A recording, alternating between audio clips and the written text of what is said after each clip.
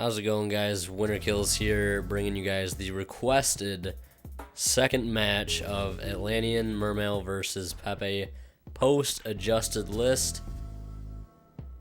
I asked you guys if you wanted to see it, and a lot of you actually said that you want me to post it, so, well, here you go. This is, we recorded this maybe like a half hour after the first match. We went and ate some food, and then came back to playing. So this is after that. He changed up his build a little bit. So yeah, but as I'm recording this, it is February 8th, and the new adjusted list is officially legal. This was recorded on the 6th, so it was a couple days before the new list was legal, but now the new list is in effect, and welcome to the new format. Hopefully things on the PePe side of things will settle down a little bit, as was intended by the emergency list. So let's see, we'll get to see here in the next few weeks the effect that it really had. So yeah, open up on my side of the field. I didn't open up too well. I got Max C and Teus were the only things my hand was really good for. He, on the other hand, is opened up still pretty well. Magical Abductor, Luster Pendulum, Vector Pendulum. He's got an Ignister play. There he is. Ignister's going to summon out Master. Master's going to allow for Majester, I believe, or Dweller. Definitely a better play, especially against Mermail. The bane of my existence playing this deck. I believe that was Lizard Draw that he just activated there. And I'll swing with Ignister and Dweller, setting one back row. So now I've got just a normal summon Dragoons, because I don't have the best play. So I'm going to go Dweller, Norden, or not Dweller, Norden. Dragoons, Infusion out Norden. So I summon out Turge. And I'm not sure if I had a Valor or not in my hand. I could have made Trish or something, but I decided to do this instead. Maybe I don't have a Valor. No, I'm thinking of a different play. Oh yeah, the Valor in my graveyard. I could have bought the Valor back from my grave and made Trish. I opt to just do this play instead. Not overlaying the Arc with the Dragoons, because obviously I don't want to miss out on that sweet Dragoons effect. So I'll just use the Turge and the Norden. I'll steal his Ignister. He's going to have Insta-Fusion for himself. He'll bring back Master Pendulum. He's going to go into King of Feral. I'm just going to set up some more plays. Amazing card, because it can search you your tuners. It can search you your Gigabytes or Mass Chameleons. It can also search you scales with the help of Lizard Draw, which Lizard Draw and Guitartle are absolutely busted together. Some of the best scales in the deck. Pot of Greed, basically. He's got another Draco face-off. Basically, Draco monsters are running the show here. He's got double Master, a Vector, and a Luster out. With that Pendulum Sorcerer, he's going to blow up both of his scales. Or maybe just, yeah, both of his scales. He's going to go grab Part Naga and Skullcrobat Joker. Probably for right now. Not saving it for next turn. I just couldn't remember if he normal summoned or not. He'll go grab Silver Claw with that. That'll set up for some damage later on. Silver Claw can get up pretty beefy, especially if you have the Pendulum Sorcerer in your Pendulum Zone to go with it. Getting it up to even 3,100. Getting over a lot of cards. Ignister will pop, spin away the Honor Arc to get rid of that. Now all I've got left is just the Dragoons, leaving me pretty much wide open after these few plays. He's got Daigusto Emerald. He'll shovel back 3 extra deck monsters, draw a card straight from his deck. However, thankfully I don't have to worry about Dweller since he's already expended it. He did just shuffle it back, but there's no way he can currently make it at the moment. So if I do survive this turn, which I'm pretty sure I do, I can at least try to make some recovery plays to get out of this situation. As you can see, he's got Soul Charge in his hand. He's got way more cards than I do. It's all about card advantage right now. Unless, you know, the top decks can be real. I can't wait to see how salty some people are going to be when they lose to a top deck Joker and they grab Monkey Board or whatever that they still have left in deck, or just anything, or a top deck Monkey Board or a top deck whatever, now that all these cards are at 1, yeah. But he's going to attack over Dragoons with King of Fatal Limbs and then swing with the rest, setting 1 back row. And I'm just going to scoop because I've got double infantry, double Mizuchi, not doing anything at all. So we're just going to jump into game 2. I open up double Veiler. It's going to come in super clutch here, especially since I'm going second. The main reason I've been basically sticking with going second now. Beforehand, I kind of had a problem with deciding whether or not to go first or second against PePe, since they can make Dweller so easy, just because the reason that I play a double Veiler and double Max C in the main deck. So at least if I go second and they do drop Dweller on me, I can at least hinder their plays a little bit, or even plus off them, especially with the Max C. And you're going to see here with the Veiler, that the double Veiler that I have, it's actually going to come in clutch. So he's going to Wavering Eyes for the 1 of Monkey Board, place it in the scales over there, and then Monkey Board's going to grab him Pendulum Sorcerer. Still probably the best card of the deck at the moment after these hits. He does play Chicken Game in his build because it's an amazing target for Pendulum Sorcerer to hit when he Pendulum summons it out, because that's Pendulum Sorcerer just has to destroy a card. Why not get rid of your own Chicken Game for a free search? I'm going to Veiler the Joker, and I'm going to Savage him and Veiler the Sorcerer as well. No searching for him. Like I said, that card advantage, I don't want him to have it. He can make some rank 4s. That's about it. He's not going to do anything else extravagant. Monkey Board is not going to be able to do him anything else in the Pendulum Zone, since now it's a 4 scale, depending on what he drew off that Lizard draw he just activated. It's a Draco face-off. Not bad, not bad. Vector Pendulum, Master Pendulum. Really doesn't matter which one I give him, because if it's not the right scale, he can just summon it like that. So he's got 5 monsters.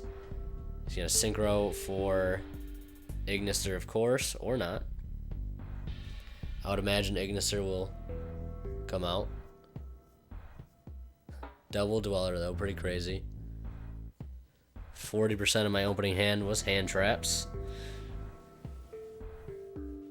So he'll make Nightmare. He'll make Magister. And he still has enough monsters for another rank 4 play, and it's Dweller. So not only do I have to worry about Nightmare, I have to worry about Dweller. Since he wasn't able to destroy his Chicken Game with Sorcerer, I might as well use it for myself this turn. Get some free draws, and I think that ends up staying on the field for a little while, so I can start plussing off at 2, since he just couldn't get rid of it with Sorcerer. So he's got the double whammy. He's got Nightmare, which is basically going to shut down any Megalo summons or anything. So I'm going to normal summon Turge, equip it with double Mizuchi. I keep opening that damn card, and 2 of, especially since I can't search it. So yeah, that's like a 3,300 Turge or whatever. Pretty beefy. I'm just going to run over his Dweller and pass. He'll activate Chicken Game, and then realizing, we thought originally that they would negate it, but Chicken Game is spell speed 4 for some reason, so it won't get negated, and he'll draw a card for himself. Yeah, so I'm just sitting there with my Turge all beefed up. I'll Pendulum summon out Abductor and Vector. Gonna go for another rank 4, more than likely, I should say. Still got a fully loaded Nightmare, and he's still got another material under Magister, which I believe he could use that if needed to special summon a Draco Slayer out of his extra deck.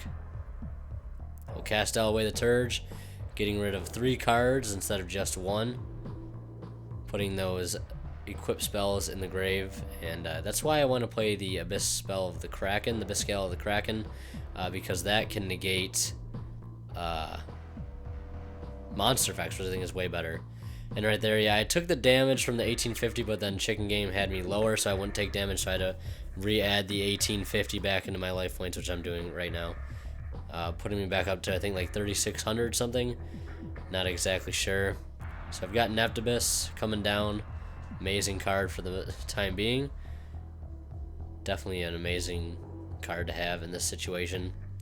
So I send Dragoons to add Dragoons, and then Dragoons adds me Megalo. One of my favorite combos, best combo that the deck has, especially with Neptibus, so much pluses. I'll reveal the Megalo. I'll discard Heavy Infantry and Dragoons. I didn't pop his Nightmare. I just wanted to get rid of his scales. I don't know why. Because originally I didn't know that Nightmare was more than once per turn. So after he booked this Megalo, I was like, all right, well, I'll just summon another one, and then he can't book it, and then it was a little too late. I didn't want to take back my play, you know. Trial and error, you got to learn from your mistakes somehow, because this was more of a play testing match than a tournament match. So I did make the mistake here of, you know, not getting rid of the Nightmare. So summon out the second Megalo, then I search off the Dragoons, and yeah. Both at 1900 defense, so not too relevant. And the Neptibus I discarded off that one will special out the Dragoon. So I've got a set Sphere, I believe, my last search target off Megalo. Double set Megalo. If those didn't get booked, that would have been a lot better. So he's got Wavering Eyes, gets rid of his scales for the Part Naga. Left with no scales, he's going to have nothing else to do but just run into 2 Megalos, and then when he enters main phase 2, I'm going to flip up Sphere, go for that Lind. Lind will special summon out Megalo, giving me lots of plays for next turn. Lots and lots of plays. I'll tribute away Neptibus and summon out Dragoons, not opting to use Neptibus's effect. Not really sure why. Just didn't do it. Just caught up in the moment, I guess. I mean, I guess it could have netted me a marksman or an infantry in my hand. But I'm going to search Diva anyways, so I can always grab another Neptibus next turn anyways. Double attack over Castel and Magister, and Dragoons over Nightmare, I believe. Yeah, Dragoons over Nightmare, because he's up 500. Everything's up 500, and he'll just scoop anyways. So on to game 3. Didn't think originally that I was going to end up winning that match, but I ended up pulling through there at the end. Especially that end phase Lind helped out so much. I don't play Lind anymore currently. I'm just thinking about just siding maybe a Lind in the Sphere. Not really sure for what though. Maybe Cosmo, because they like to OTK, and Lind kind of helps interrupt that OTK chain that they have. Especially if they have cards like Dark Hole or whatever, which are just really, really good. I'll go Teus. Again, not opening up 2L, discarding Moulin Glacia just to get that thing out of my hand, because anytime I'm playing Mermails, I always try and go for the Moulin, and I probably shouldn't do that, but I always end up doing it anyways. And because I just like Moulin. I just love dropping Moulin. There's nothing better than the feeling of summoning Moulin Glacia to your side of the field. Especially if it's your turn 1. I don't know. It's just something about it. So, over on his side of the field, PePe is still very, very strong, as we can see. Magister, Ignister, Norden, he's still got there for a possible another rank 4 play. Master Pendulum not having the restriction that Luster does. So even better in the sense of making rank 4s. He's going to make Dweller 2200 Dweller. So he's got Norden under it. So I'm going to have to make a weird play here. Obviously, I've got Raigeki in hand. He could just chain to it, and I could just pass turn. But